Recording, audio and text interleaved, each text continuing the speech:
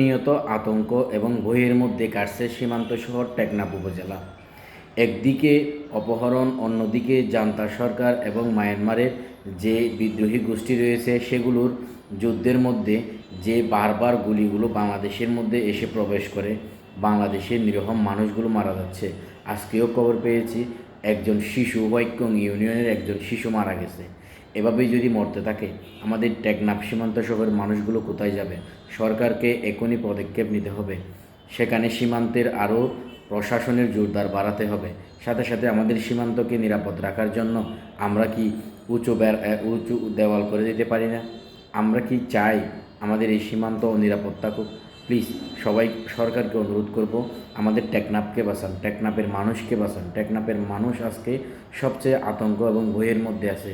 যারা সীমান্তের কাছাকাছি বসবাস করে তাদের বসবাসের অযোগ্য হয়ে গেছে। তাই আমি আমাদের বাংলাদেশের প্রশাসনকে বলবো, বাংলাদেশের সরকারকে বলবো, এখনই পদক্ষেপ নিন, সীমান্তের জোরদার আরও বাড়ান এবং সীমান্তকে নিরাপদ রাখার জন্য যা যা করতে হয় তা তা করুন। ধন্যবাদ।